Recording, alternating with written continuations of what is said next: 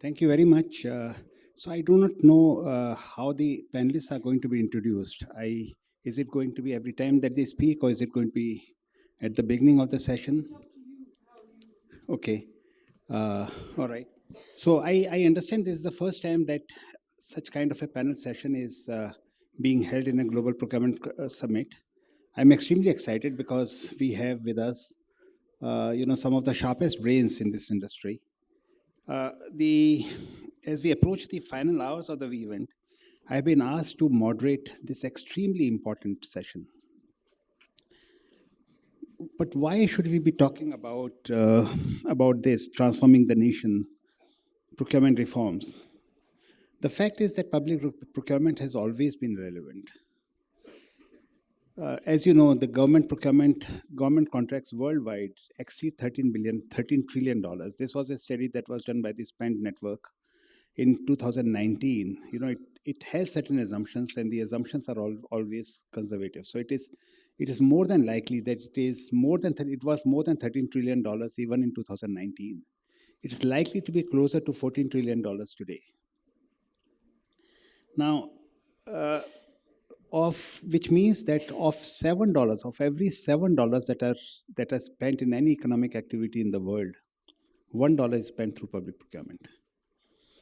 What it also means is that any efficiency or any reforms in this field that are going to make public procurement more efficient, more economic, more equitable, more effective, ultimately would translate into reduced fiscal deficits of the government, for increased economic activities, for reduction in fraud and corruption, for greater jobs creation, for example, or for greater inclusion.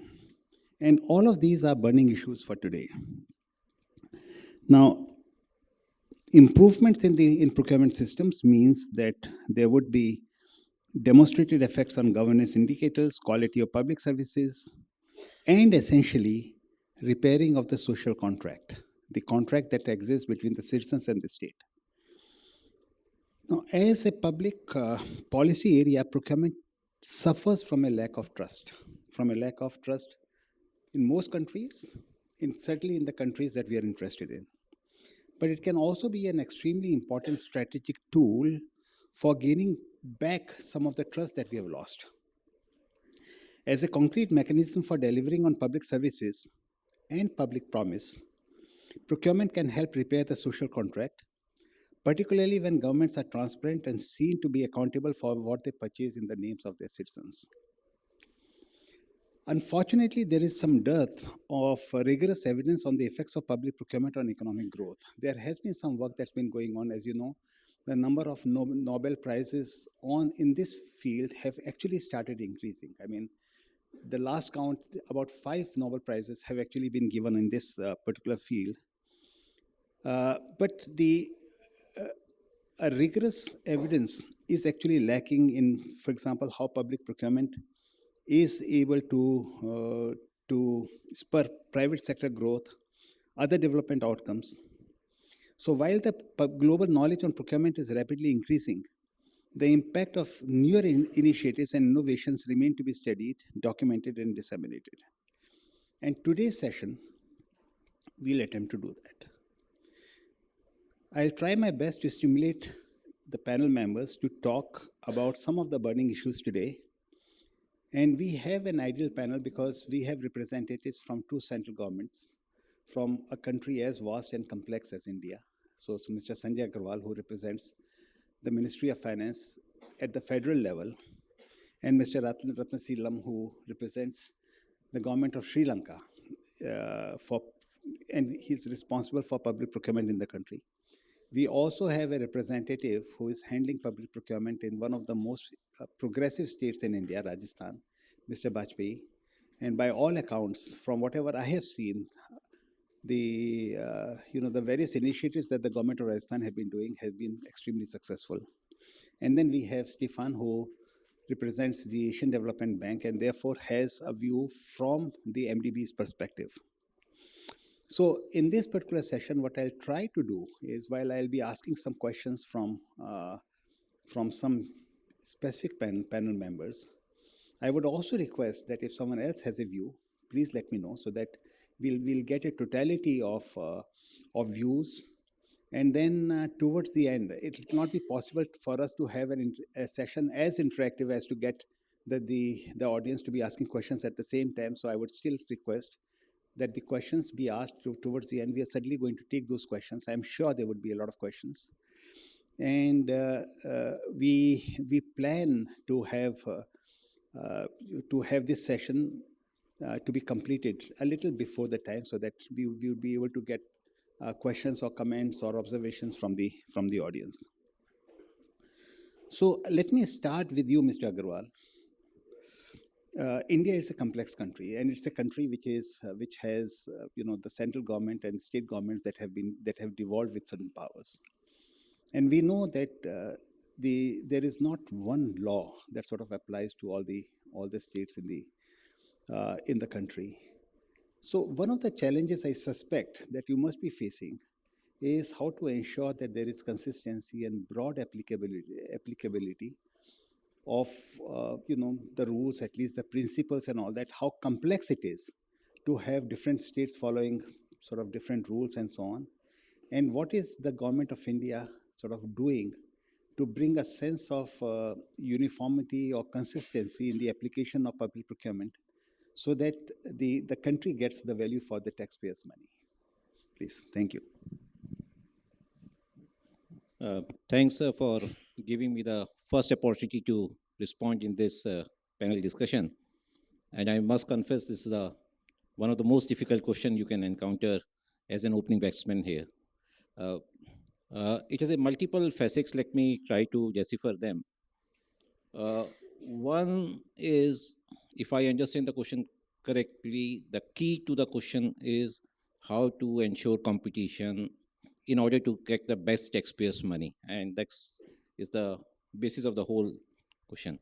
And we are saying that how the different federal structures really affects this competition. Before I really come to the states per se, it may be good to examine if we are doing something and how we are doing even at the central level. Even at the central level, by design, the government of India has a system which is more or less semi-centralized kind of a system. It's not totally centralized. And of course, we will debate. I will be speaking a minute later whether it should be centralized at all. Just to have a very quick review how the currently government of India regulatory system works at central level. Of course, there is no procurement law, which is not by default, but the government of India's conscious decision not to have a law in this area. One, the basic document which used to cover till 2017 about the procurement was General Financial Rules. That was a very sketchy document and just used to give very high principles. And all other ministries and, of course, the other SOEs or the state-owned enterprises or the CPSEs, as they called in India, were having their own procurement system. In 2017, and coupled with these different systems and the lack of capacity in this area, we really found that there's a lot of improvement can be done in this area. In 2017, we really deliberated, can we start and have some centralized procurement manuals or the guidelines which can be followed by everyone. In 2017, we come out with the comprehensive manuals for the first time in India from the Ministry of Finance side. And in fact, this is what I also covered yesterday in my opening session. And the question which come to at that time, should we ask the central government procurement should be governed by these manuals, which we do not have a right number, but if I go with the Shankar's last presentation, which says the government's procurement in India is around 700 billion USD, and assuming around 50% happening at the central level. So we are talking of a procurement at central level of the range of, say, 350 billion USD. Now, the question which came to us at that time, whether we should have a one single set of the rules for the procurement worth $350 billion. And after informed discussions happening at the almost many levels in the government, we thought it's not right. Because in case you have such a rigid system for such a high procurement, That first become too inconvenient because everyone needs to come to the central authority again and again. And secondly, it also curbs innovation to some extent. And that's the reason it is deliberately done that the CPSCs should be given powers and the other ministries should be given powers to deviate from these things. Having said this, it's not something that they are free to do anything. The broad principles have been laid down here. The broad principles, apart from the usual principles like transparency, equal opportunity, competition, efficiency, effectiveness, they were all there in any case. Apart from them, now we have given them a much broader framework to work upon, and now they are only need to change based on their local requirement. So we are able to achieve some kind of a semi-centralized system at central level. And now it has been working for last 7 years, and I must say it is working more. The perception is that yes, it's working more and more better, and especially after 2022, when the both from the government of India and the Central Vigilance Commission, we are asking them to review the manuals. So I've seen at least 50 to 60 major PSUs have changed their or aligned their manuals in last 2 years. So that's at a central level. Now, with this as an experience at a central level, perhaps we do not agree that we should really have a similar imposed system on the federal level. Even otherwise, being from the constitutional perspective, it is not possible also, because our constitution just permits the state governments will be having their own powers, and the public procurement will not cover in the central list or even, per se. Uh, Having said this, there's one more factor is there. While it is not being done directly, however, there's a case that most of the state governments, maybe one of the reason could be the capacity or otherwise, are following the central system. And sometimes at a very, to say in a lighter vein, I've seen they follow central system to the extent that in case we have some spelling mistake in our central manual, the same spelling mistakes are continued in the state levels. So, so while we are not mandating them this, but they are following the same. Apart from them, we have some software approaches which are working. We have a digitalization which is happening at a central level and which is open to the state governments. So whether it's a central public procurement portal or the GEM, which is now working on them. We also have a unique advantage of a unified civil services. The same officers works in the state governments and they come to the state governments. So the knowledge which they gain from each other do continue. So I feel we are able to achieve this kind of a system, which is perhaps more suitable to the procurement, which is something around $700 billion, rather than attempting a single system to have this. Thank you.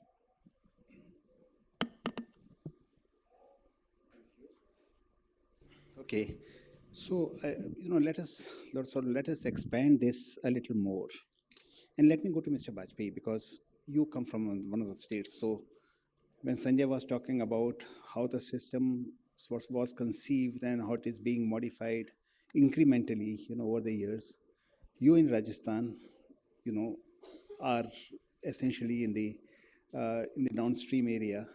And I understand that the Transparency in Public Procurement Act was was introduced about 10 years ago, which my understanding is covers public procurement in the state. Now, from your vantage position, when you are overseeing public procurement in Rajasthan, and I assume that it's a large sum of money, what do you think this act has been able to achieve? Do you see an improvement, for example, in the line ministry's quality of public procurement? Do you see challenges that are taking place? How do you sort of resolve? How do you resolve those challenges and so on? So I would very much like you to give us a bird's eye view of how public procurement system is working in a state like Rajasthan, and what do you think would be the major challenges, and what do you think have been the major achievements?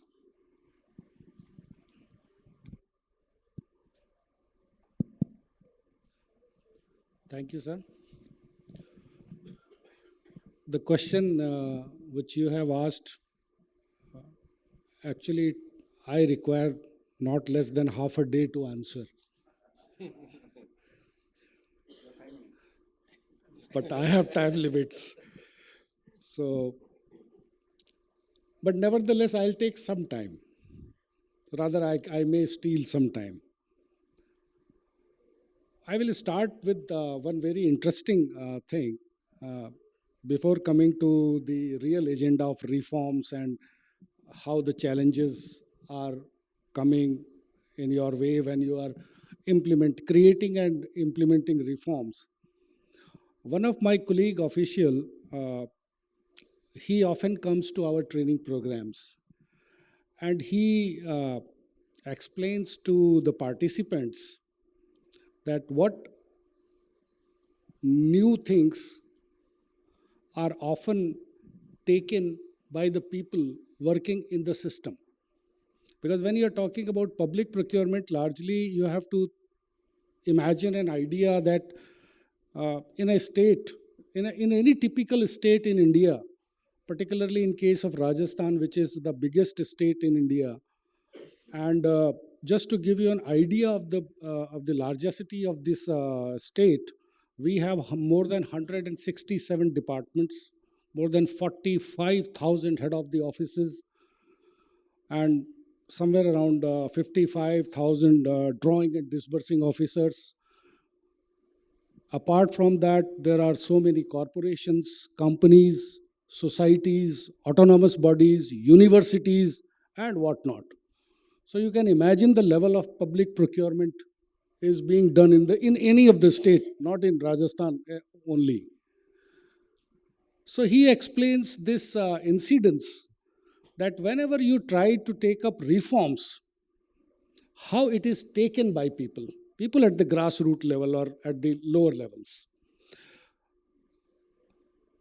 It's a I don't know whether it is a real event or not, but there was a platoon placed in Gurdaspur. This is about army, Indian army. So this Gurdaspur platoon got his commanding officer changed. So the new commanding officer comes in and the earlier one gives the charge to him. So what happens normally in their system, that it doesn't take like in case of us, like you just sign on the piece of paper that you have given and taken over the charge and it's over. It takes normally 2 to 3 days to hand over and take over the complete charge. So all those formalities were done. And on the last day, the next to the CO, like commanding officer's next official, he took the commanding officer to a physical tour of the entire area of the under his command. So everything happened, and he kept on introducing, this is this unit, this is our armory, this is our mess. This There was a little open space, and there was a bench, just like the bench in any park which we see, and there was a guard, armored guard, standing beside the bench. So the commanding officer was surprised on this scene. He saw it and asked that, what is this? The bench is there and there is a armored guard is there. So the next official explained, sir, this is a bench and there is a guard. There are standing order that the guard will be 24/7. This bench will be guarded. I do not know the reason, but it is like that. Okay, so the commanding officer was intrigued that why this is happening. So he tried to inquire with his predecessors. So continuously he tried to contact all those previous commanding officers who have commanded this particular platoon, and he reached to almost 20 or 21 hierarchical levels before. So that fellow was retired from the post of brigadier, and he was spending his life in Dehradun. Somehow this fellow made a phone call to him and asked, sir, I'm this commanding officer calling, and I just wanted to know the reason that there is a bench and there is an armored guard. What is the reason behind it? Is it related to some kind of martyr system, as it usually happens? There are so many temples, and other places. So the brigadier, in his own typical army style, please do not mind my words, he just responded and he said, bloody shit, the paint on the bench is still wet.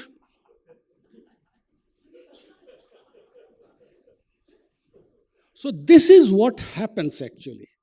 What you all of us are, most of us are working in our offices. What happens in our offices? Whenever anything comes, what happened before?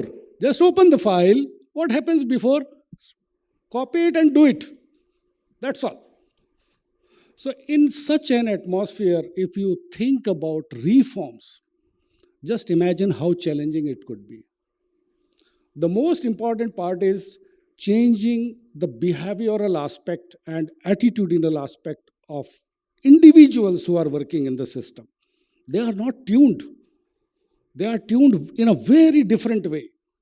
That no, sir, ऐसा ही होता है. It is done like that. So whenever you are thinking for a reform, that challenge, not only in Rajasthan, I'm not the only one who faced. Every one of us who has conceptualized any new thing, any new initiative, he must have faced it.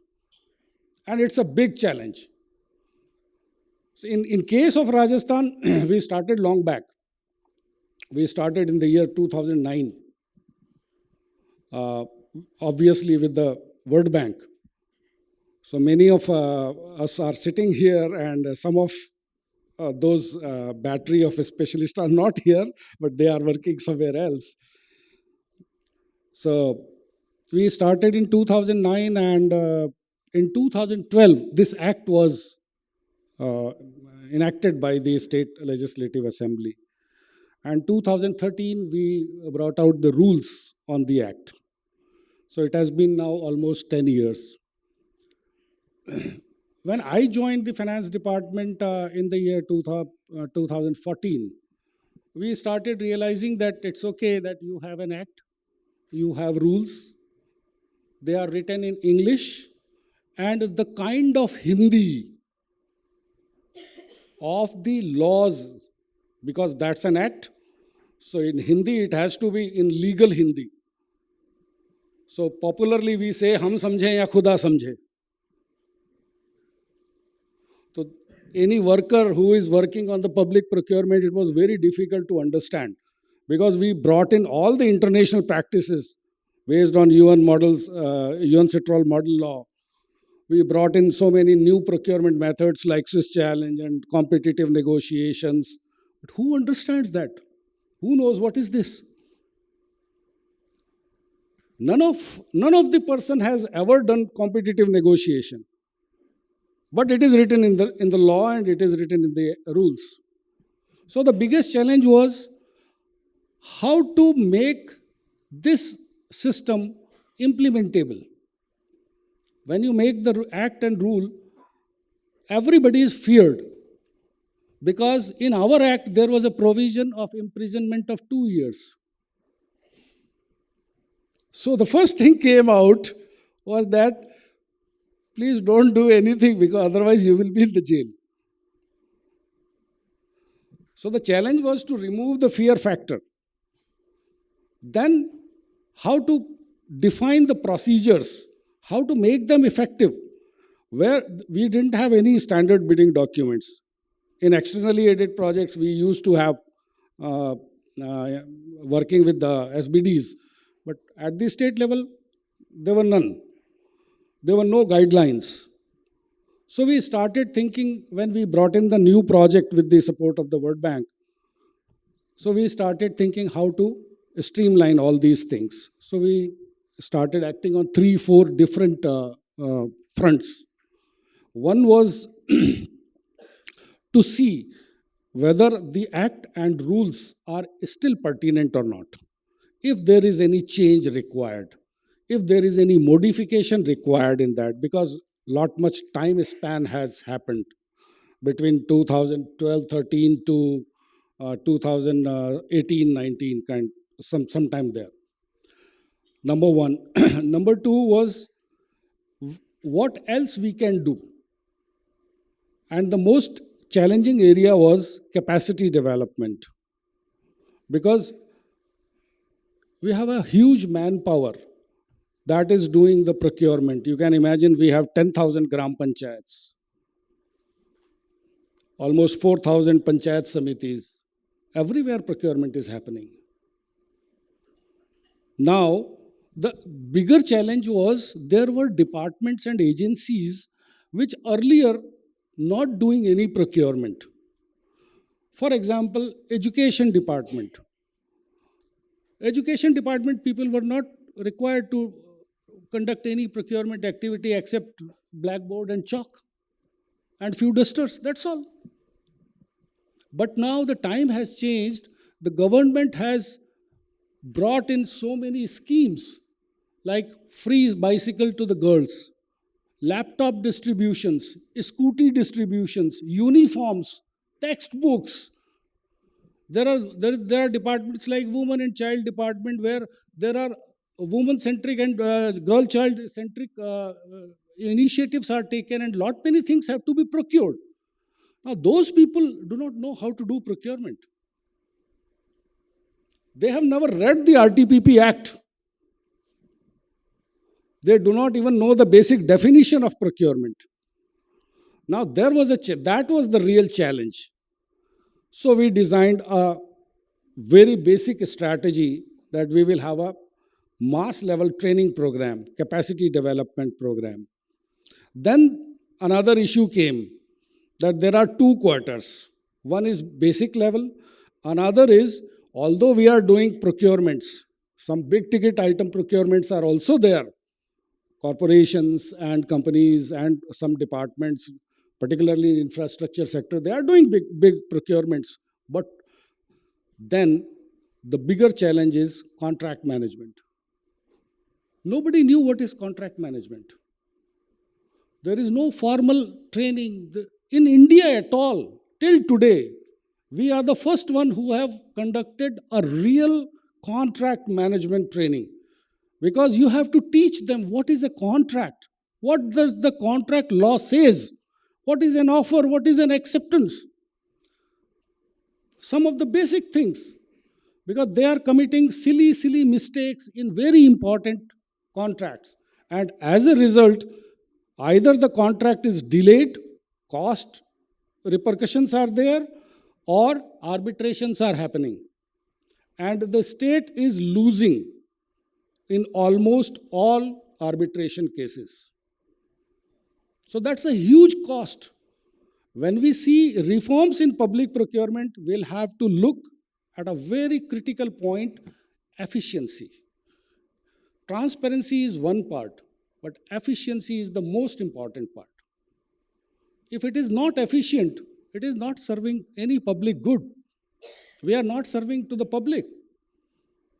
If we start a public procurement today and we end up the contract which was supposed to end up in 1.5 years and it is ending in 3.5 years, it's a wastage of time and money. It's not an efficiency. So those challenges we were facing. So we brought in various initiatives. One was capacity building.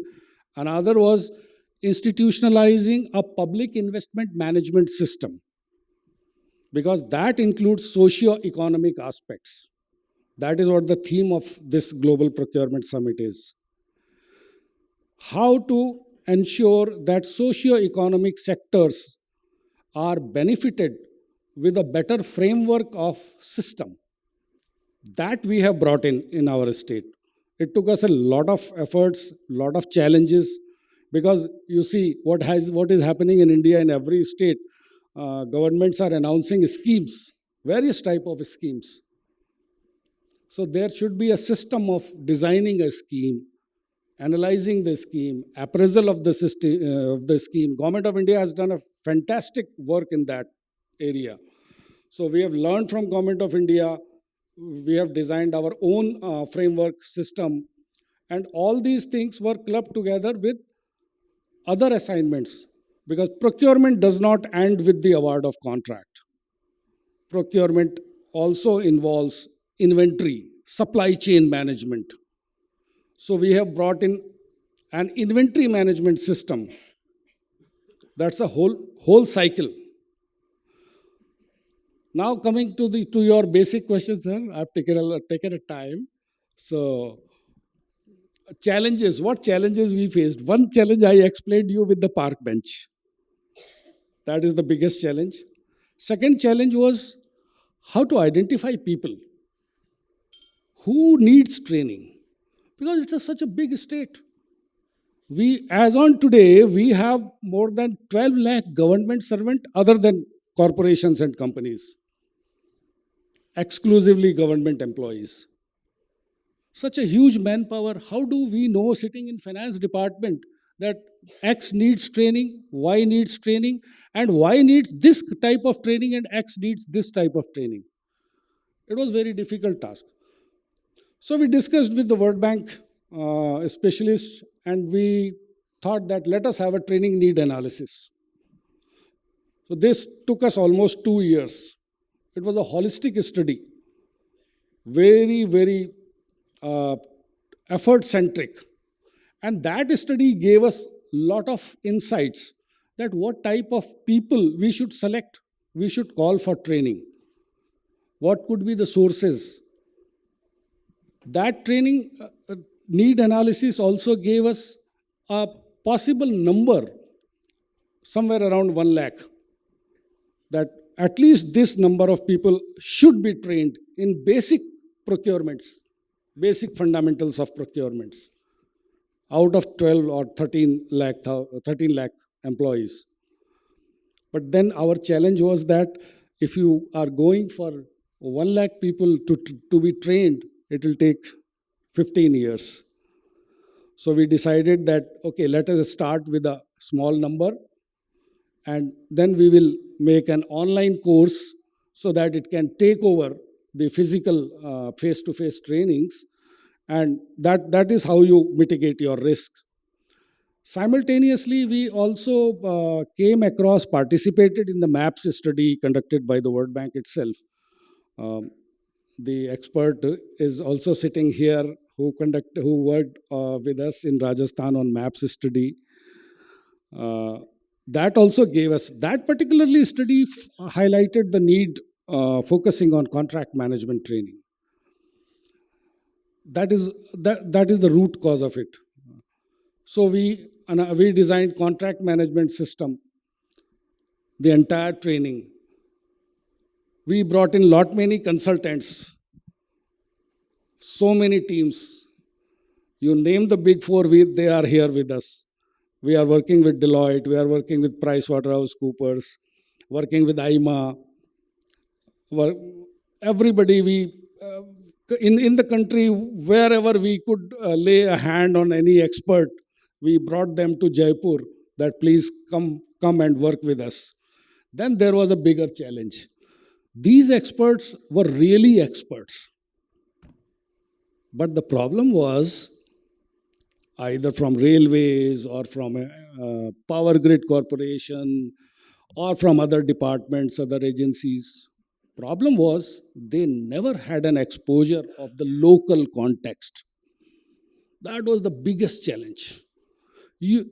So I asked them that please write a chapter on this particular topic so that we can start building the training content courseware. So they came up with a very good content.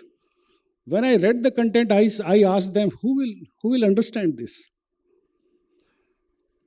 My target audience is a veterinary officer in a animal husbandry department who is purchasing some kind of an equipment or a goat. How he will understand this type of English? It's a very good English. It's a very fantastic chapter made, but it's useless. I have to cater everyone. My training will be in such a way that it should be understood by a lower divisional clerk and to a specialist or sitting at the joint secretary level. That kind of courseware should be designed. So it took us a lot of efforts. All those experts were grilled like anything. Finally, we came out with a fantastic foundation course in public procurement. It's a week-long course, and that book is an exemplary book. It contains not less than 600 case laws. I'm talking about case laws. It contains more than 500 case studies. 95% case studies are from Rajasthan. Now you can imagine what efforts we must have taken. We went to every department, every office, collected their case studies, understanding them, drafting them. Then there was a challenge. The course book was prepared, but how to present it? Because coursework is in very basic, very simple English. Now my person sitting in the Jaisalmer district or Badmer district or Sirohi district doesn't understand English. How I will teach him? So if I speak in English in the training session, it's useless. So all the experts, we requested them that please go through rigorous rounds of rehearsals before delivering a training. Because you have to speak in English, not in English, so that everyone can understand whatever you are saying. They can ask questions. They will raise their own problems. Otherwise, they will just simple sit, listen, have the good lunch, good food, and go back. No learning. So that's how we designed the course. Then another challenge was there to how to design a presentation, PowerPoint presentation. All the slides you are seeing here. So my expert team designed presentations like the way we are seeing here also. I rejected every one of them, that this is not going to do it. This will not solve any purpose. You write, you stuff the slide. I don't need any stuff in the slide. Make it such a beautiful graphics that a person sitting as a participant should see the slide. It should attract him, because it's a scientific study that a PowerPoint presentation slide can attain your eyes focus only for 17 seconds. After 17 seconds, your focus is lost. Nobody reads the slide. So if you stuff the slide, what will you do? You start reading your own slide. That is useless. So if you see our slides, they are out of the blue. They are like, you will see the high level of graphics we have designed. That's how we started taking trainings. Then there was another challenge. We started bringing people to the training. I was surprised in rather 6th or 7th round of the training that some of the officials stood up on the 5th day when I personally started taking their feedbacks. That how was the training? How do you realize whether it was useful or not? They started saying, sir, I have served for 28 years in the government. Out of these 28 years, almost 25 years or 24 years, I have been dealing files of procurement. Whether small or whatever the nature of it, whether it is a stationery purchase or whether it is an office file purchase. This is the first time in my career that somebody has called me for a training. So now you can imagine what the challenge was. How to call those people to the training. Then we have our own training infrastructure, which is in bad shape. If you call a person in any of those institutes and you tell them that you have to sit here for 5 days, so people used to call me back, sir, I've got a letter for training. Kindly let me know if this training is happening in that institute. If it is happening in that institute, I am not interested. I will not come. Because they don't serve good food. Now, you can imagine the level of challenges we were facing. Sure. So this was in a brief. No, for good. me, it is a brief. For you, it may be a long session. Good. So no, thanks, Mr. Bajpayee.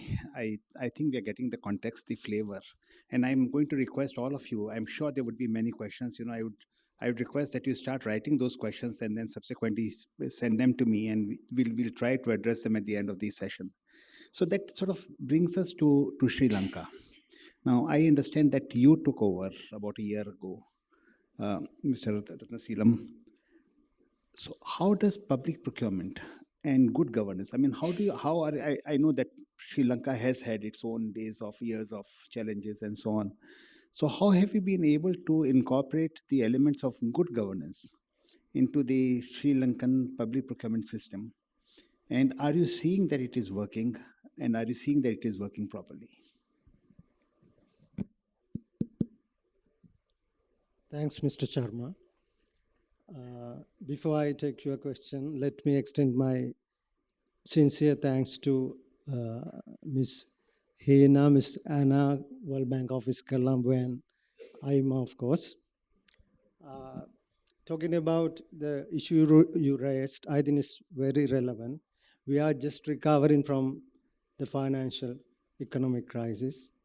If you ask me, what are the main culprits that led to this situation? I would say the not having the good governance in many areas, including procurement, is one of the main culprits. Over the years, we have obtained number of loans from bilateral lenders, from the multilateral lenders.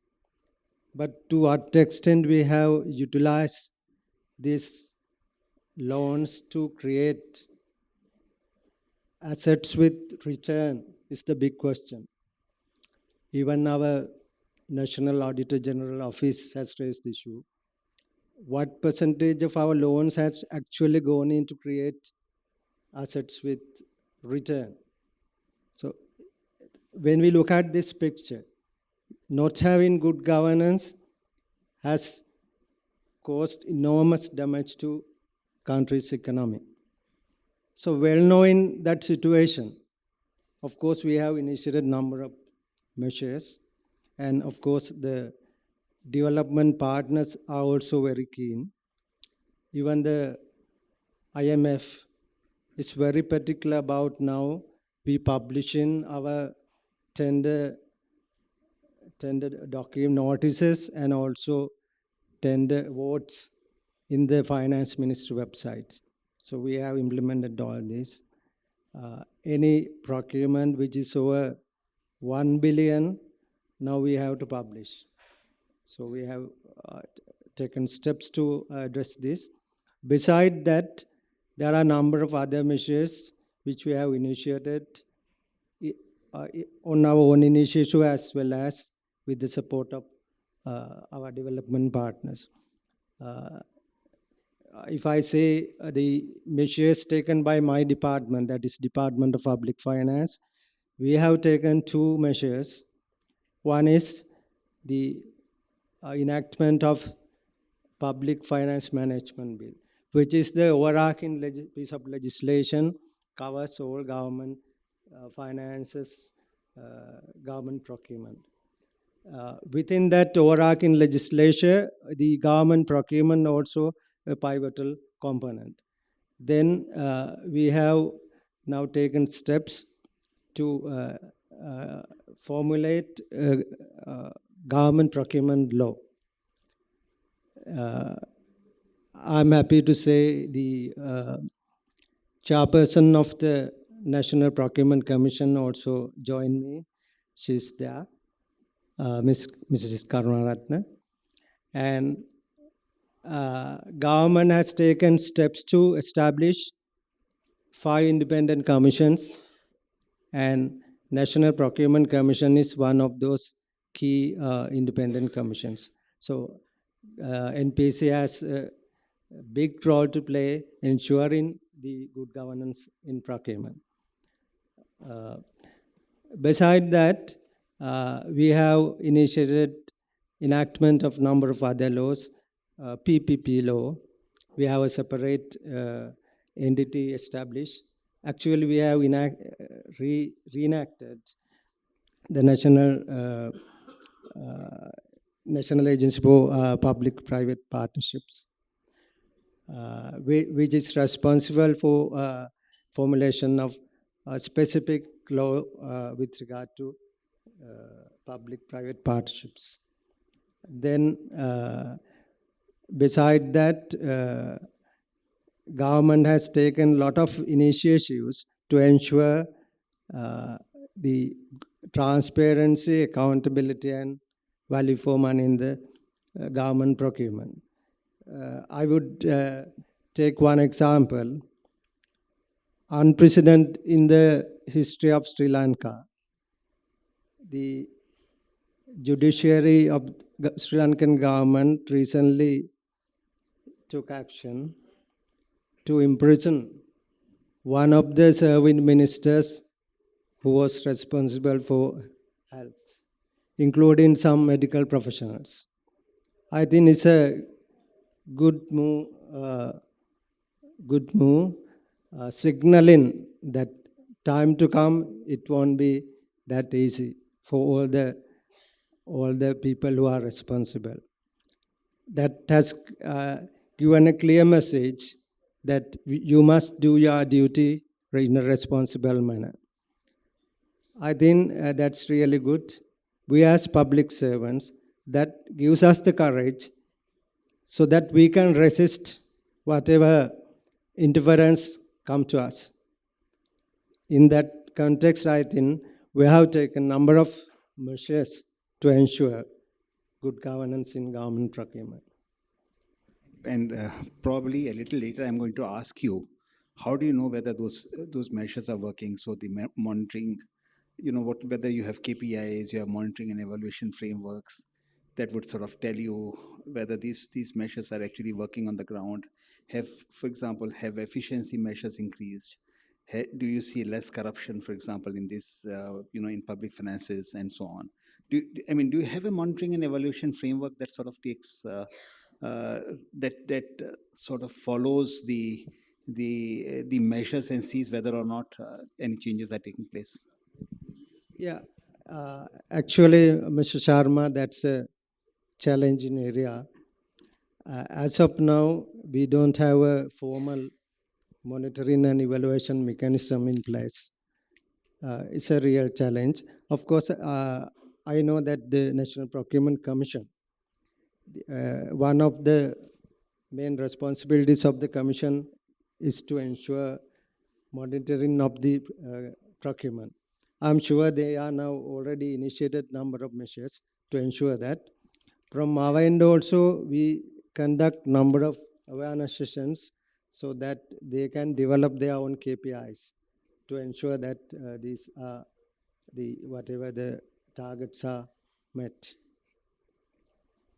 So, Stefan, now we have sort of gone from countries to states, different countries and so on. The Asian Development Bank has been active in India for a long time, and it has been involved in many reform initiatives and so on.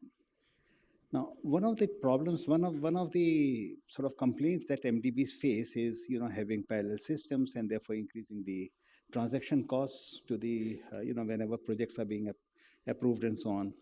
What is it? I mean, can you tell us a little bit about knowing all the challenges that you just heard? Can you tell us what are the steps that the Asian Development Bank has taken to reduce transaction costs, at the same time ensuring that this does not in any way dilute the fiduciary responsibility of the bank? Thank you, Vinay, for the question. So first of all, good afternoon or evening to everyone. It's a pleasure for me to share this panel with distinguished speakers. And thank you to Emma for the invitation to this seminar. So it's my second seminar, and I really appreciate the quality of the exchange in this procurement seminar. In 2 words, for those who don't know ADB, so India is a founding member of ADB and the fourth stakeholder of the Asian Development Bank. So it's a very, very important partner for us. And we engage about $4 billion US dollar every year, and it's with some forecast of growing the portfolio even further, with about 1.5 billion for climate finance. Vinay, I think it's a very important question because as you explained, everything is starting to be more and more complex. What we see in the recent years, and I think everybody agree with that, is the procurement for everybody is becoming more complex. As Shankar explained, there are a lot of new elements which have to be taken into account: the gender components, the climate components, the sustainability components, and we also have more experience to see also what has worked and what has not worked in the procurement. So we have also now with the data that maybe we did not have before, the big data as we call it. So we are able to see what is giving result and what is not giving results. This idea of having interaction and discussion between MDB is very important because, as when we discuss with Mr. Agarwal, with the government, we realize that we are not the only partners, and we have to make it more simple for the government when they interact with us. And I have to say, and I think Anna and the others colleagues from World Bank will agree with me, that procurement is one of the areas where I think the MDBs are well integrated and probably the best integrated. I'm not sure. I mean, in many of the sectors there are some interaction, but procurement is really one of the areas where we are following, in general, the same principle, the same concept. And again, after you may have some detail in the implementation, but at least I think the general concepts are shared. And to give a practical example, we have signed on the 4th of October 2023 with 12 MDBs, including World Bank, of course, and so the 12 largest MDBs. We have signed an agreement regarding sustainable procurement that we are following the same concept and the same principle. We have, of course, also what is very important is to have a discussion on a regular basis, like in this kind of workshop with the government and with other partners, to really facilitate the discussion with us. Alors, practically, also, I think the interaction with the private sector are very important. So I see in this room, we have young people, we have probably entrepreneurs, we have probably people from the private sector. We are trying also to make it, to facilitate this interaction with a lot of business outreach. So we have specific session where we exchange with the private sector to better understand how our practice should evolve. And I can tell you that we have a lot of initiatives ongoing to make the procurement more attractive. As it was explained before with our colleague from JICA regarding merit point criteria, regarding life cycle cost aspect, a lot of reforms that we are trying to lead at MDB's level. So we are trying to do that in an integrated manner. Finally, one aspect I would like to insist a little bit more is on using and contributing to develop the agency and local government capacity in terms of procurement. So I have to say that in India, I have been very impressed because some of our partners are very expert. For example, we are using FIDIC, condition of contract, in many infrastructure projects. And I have to say that in many discussions, I met people who were very, very expert in this advanced condition of contract. For example, you are speaking about contract management, and it's really something we are trying to promote. So we are trying to develop this practice, and I have to say that some agencies are very very advanced. Some other agency may be also facing some difficulties, and practically we are trying to develop these capacities. So my point on that is it's not only by using our process and our procedure, but also by helping them to develop their own local procedure. And our target is in the long term to also be able to use in our project their procurement system. Voilà. So to answer very practically to your questions, our target, again, it will not be done in one day, it will take some time, but our target is to be able from MDBs to say, okay, we will use on the long term your procurement system, so it will make it much easier when you want to use MDB's money to develop projects. Voilà. Maybe I stop here to let you some time for other questions. Thank you. Excellent, excellent. No, so I think it is now time that we start moving towards more aspirational subjects that we have been talking about. And as you know, India had the chair of the G20 till recently. And one of the things that it did was to commission a report, on how the MDBs are working and what improvement should be taking place. And there are 2 volumes that have come out of the report, which is called the Triple Agenda. I think a Triple Agenda, these reports should be compulsory read for everyone who is interested in development. And they also talk about, sort of working with the governments, working to improve their country systems and so on. And they have a target by 2030, at least 50% of the projects, so 50% of the country should be using, the MDB should be using country systems. And that's a huge ask, obviously, when we are talking about today, when not one single country's country system is being used by the MDBs. So related to this, Sanjay, is, consultancy essentially are not very large contracts and so on. So therefore, QCBS has been a subject that's been there. And also when you're talking about evaluating or selecting an intellectual service, there is very little that you can actually do.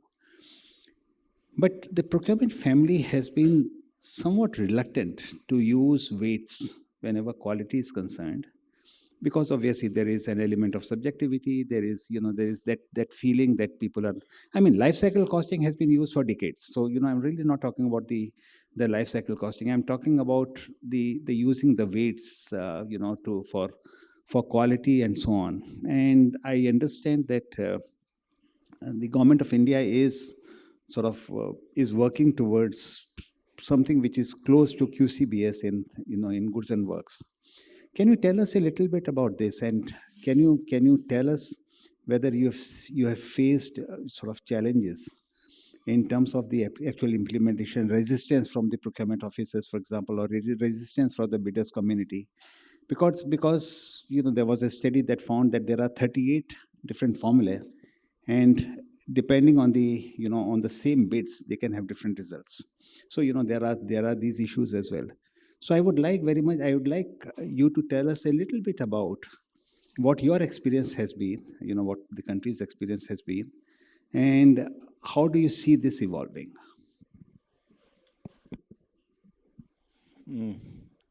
Thanks. So first, let's take the stock position today, where we stand today in terms of India, in terms of the QCBS, or which is called rated criteria, perhaps in the World Bank, and merit point in some other systems, or we may have some more fancy names for the same thing. From the India perspective, yes, we have been using QCBS in consultancy for at least 2 decades. Then in 2017, we did permit the using of the QCBS or the rated criteria in the IT projects in 2017 through our manual for consultancy. There were the two things which were already started there. In 2022, the government of India has decided to extend the QCBS even for the works and services. Goods is still not covered. So today, as we stand, the rated criteria or the QCBS for government of India, including CPSEs, is available for procurement of all services and works, which is there for last 2 years. Of course, while finalizing this, there was a long debate happened, and some of my friends are available here in the audience, which has helped us to evolve this criteria. And of course, there's a discussion from the both sides, plus and minus. But I'm not going to that history because today, as we stand, the government of India has permitted QCBS in works once. I think it may be the right time to really see that what has happened in last 2 years and whether it's working, not working, and whether it's why it's not, and those kind of the questions are which really essential. In order to understand this better, something around few months back, around 3-4 months back, no, it's last 1 year, we conducted 3 distinct workshops where we involved every stakeholder to understand how this QCBS is working or not working in India. We are grateful for the World Bank to help us in first 2 conferences.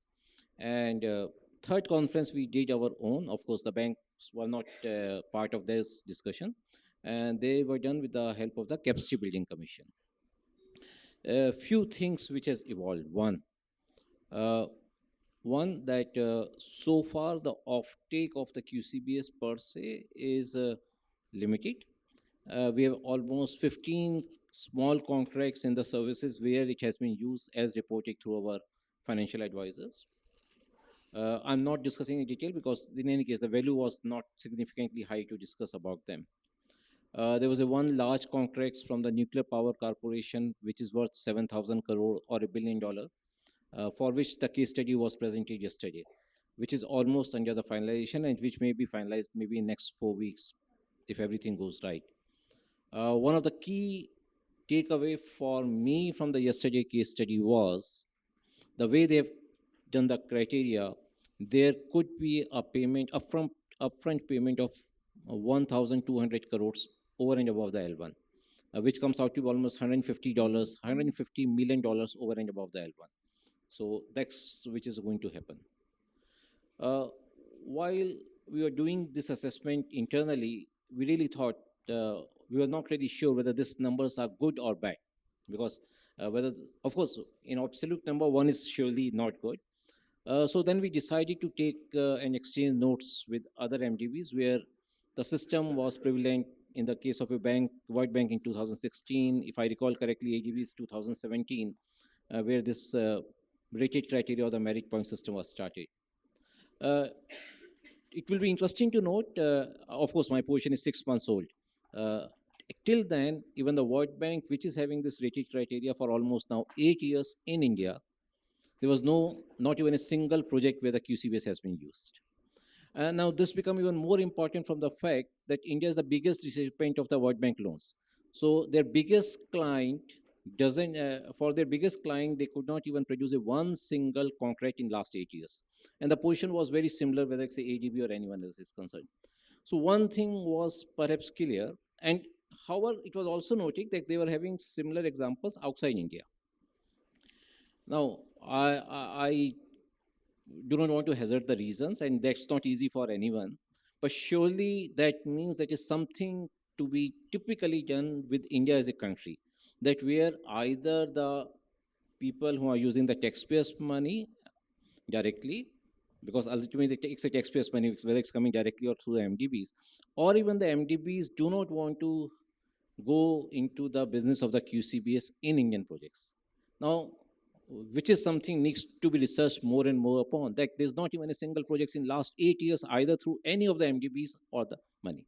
Now, which is something which needs to work upon. Having said this, we have decided that we will keep on doing our experimentation, and we have already started with one We have one workshop where we have some of the PSUs which are present here were also there, called there. And they've really come out that there are the few constraints in terms of the process which the government of India has defined. I would not like to go into those details because as a policy from the government of India, we would not like to declare something unless we are able to come out with a document. So I won't like to speculate on any of the details here. But surely out of the 5-6 items, we have in principle decided to address 2 or 3 issues. Before really giving a final shape to the same, which may come in, say, 4 to 8, something around 2 to 3 months from now, we are also planning to call another internal workshop, which will be again closed door kind of a conference, not the public conference, with the selected CPSCs around 20-25 in numbers. Maybe that will happen in the March itself, where the idea is we'll be presenting what we are going to do and we'll be taking a feedback. Now, what I've said, all this to summarize everything what I've said, without any speculating for the reason, surely there is something that the QCBS as a system doesn't work in India, at least as of now. And I think that needs to be explored joint. We are doing our job in any case. We'll be looking more to understand from the MDB's perspective. One recent development which has really want to touch upon, not from the merit, demerit both. We have recently seen the World Bank has decided that for all of their ICBs, they have already started using this system, I think from October 2023, if I recall correctly, September 23. And my understanding is that around 30-40% of the Indian procurement, which the World Bank money, the procurement happens through the ICB as of now. So we're looking in this area with a lot of interest. Will be in case the World Bank has already finalized some ICBs through QCBS, we'll be love to know. In fact, we'll request the World Bank to send at least maybe a quarterly updates to us, what they're doing in this field, how many contracts has been floated, how many has been finalized, and so on.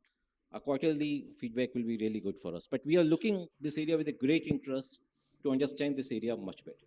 Thank you. But I mean, most of the contracts are there online anyway. So, saying most of the information about the contracts would be available. It's in the public domain. So we'll be looking more detailed. So I think the public information may not be good enough to make a policy. That's in any case, in case the bank has any reluctance to share the information, we'll make the policy on our own in any case.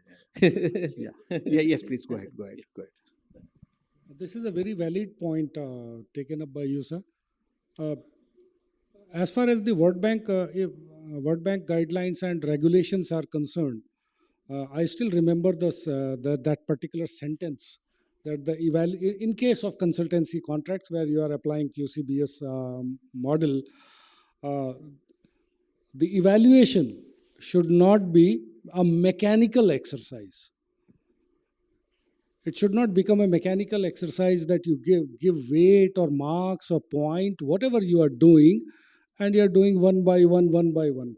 Because ultimately, most of the consultancy contracts are intellectual and advisory in nature, where this examination system may result into somewhat different what you are expecting. So, as far as our experience is concerned, in Rajasthan, in our act, we have a provision. We have although the terminology is different, we have a terminology called most advantageous bid. No, we have a most advantageous bid, not most economical. There is a difference. So, if you are going for any procurement using any method, which could be landing you up in determining the most advantageous bid, what could be the methodologies for that? And that's where methods like QCBS with weights or other modalities come into picture. So when we were designing our training programs, we came across that in our state, which is, even I did not know that in Rajasthan, in procurement of works contract, QCBS system is being adopted in some of the contracts. That was very, very good news for me. So we took the help of our team experts from railways and other organizations who were working with us, because they had quite a lot of good exposure.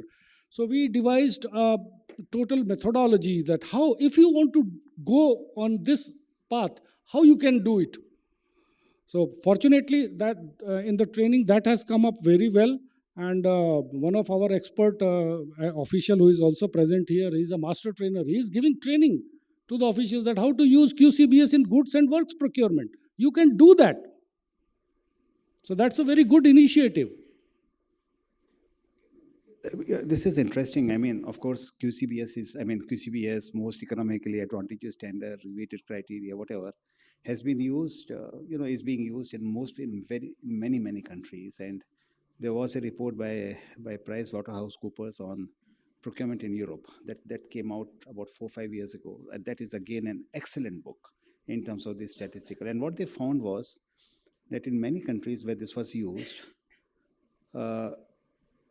in most cases, it did not change the ranking of the bidder. So, even that bidder who would have been L1 remained L1, even he remained most advantageous. But then, of course, you had the satisfaction that it remained the best bidder even after applying those weights. Okay, and I mean, I wish we had more time, because I would have really liked to know from Sanjay, for example, or from Ratnasila about, what is the monitoring. I mean, these are cases, at least in the initial stages, that you'd like to monitor. You'd like to see that, if there are changes from L1 to L2 and so on, what is it being done? Is someone, are there lessons to be learned and so on? But unfortunately, we are going to be this thing. But this is a conversation that I'm sure should continue. And yeah, please go ahead. Without going to the detail, just a one-liner here. From Government of India perspective, we're very closely monitoring this area. Each and individual, that's the reason I know the exact number of 15 small cases, big number, NPC cases going to finalize. All these of normally in the Ministry of Finance and for the procurement happening of a $400 billion, I'm not supposed to be, and it's not possible for me to go into such a detail. But because of this area, we are so closely involved, we are taking a direct report from the financial advisors on a monthly basis. And that's the reason we are closely observing. And that's precisely the reason we request all the MDBs here to give us the information so that some more informed policy can be evolved. Yeah, sure.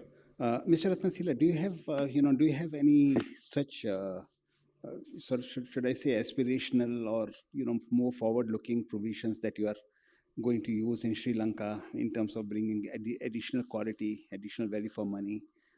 Purely, I mean, predictability, I know, is an important factor for public procurement.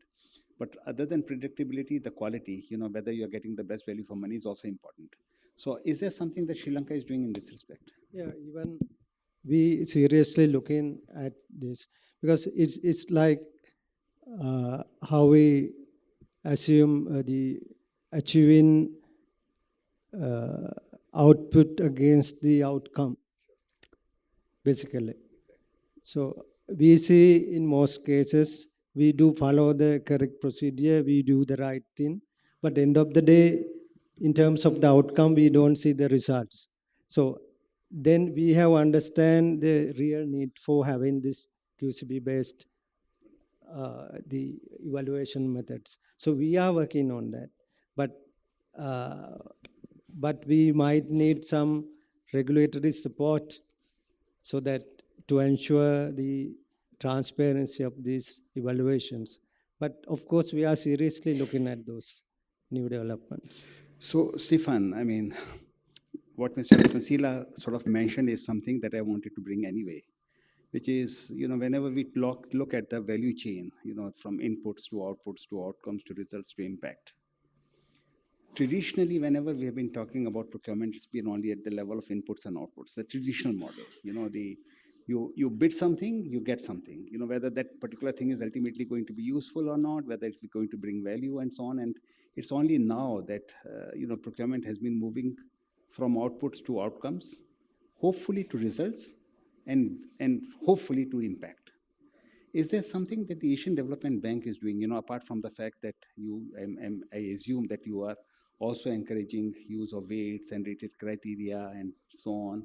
But is there something else that you are doing in terms of your monitoring and evaluation framework not only looking at the traditional things in terms of the actual time taken, for example, or the volume of procurement which is going to international companies and so on. Is there something that you're looking at which is more about results, more about impact, whether local companies are getting a greater share, whether there is income disparity which is sort of impacting public procurement and so on? Because at the end of the day, this is what development is all about. Thank you for the question. Just one word for this. We call it merit point criteria in ADB.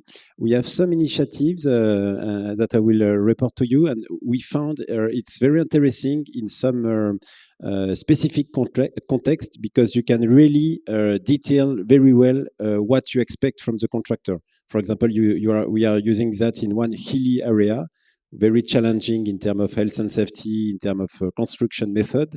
So it's very useful because you can really fine-tune companies which have a specific experience in this field.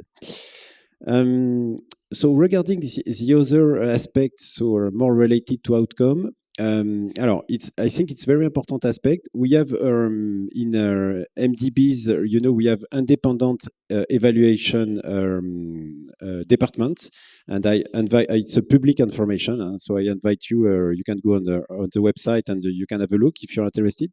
And we really use that to orientate the procurement. So I give an example. For example, we found that often the infrastructure financed and developed was not sustainable because, or not enough sustainable, let's say, because of lack of operation and maintenance capacity from the borrower or from the future user. Either it's a water utility or electric company, or it can be also for a road, for example, that the road will not be maintained in a proper way, and after a few years you have to start the work again. So it's something we are working on to develop a new bidding document and new support, more specially focused for the operation and maintenance, because we believe it's a new area where we have to support a little bit more the government. So voilà. So it's an example of initiatives that we are having also to make sure that the infrastructure will last for a long time, and will also, as you mentioned, will also generate revenue. Because, for example, in a water system, when you develop a water system, it's also ensuring that once the water system will be operated, you will have enough customer. This customer will receive bills, and they will pay their bills, which in return will benefit to the government and to the agency to reimburse the loan. So I think, as you mentioned, it's a very important example for us for the sustainability. So environmental sustainability, because you want to make sure that you will not have water leaks, for example, in your system, but also financial sustainability. And very rapidly, also to give another example, the sustainability component in our project is more and more embedded. So we had recently initiatives last year to be able to have some. So it was more than training; it was really practical workshop. Where we see with the different agency how to make the project more sustainable on the long term. So more and more we ensure that in each of the components there are a sustainability aspect. And just to finish, but it's important, what we found is that very often the sustainability aspect go hand in hand with the financial sustainability of the project. So you may have an extra cost at the start because you may have an additional investment, but on the long term, if you consider the operating cost, very often the sustainability aspect really help to improve the return on investment on the project. Voilà. So this is how we look at the outcome. Thank you.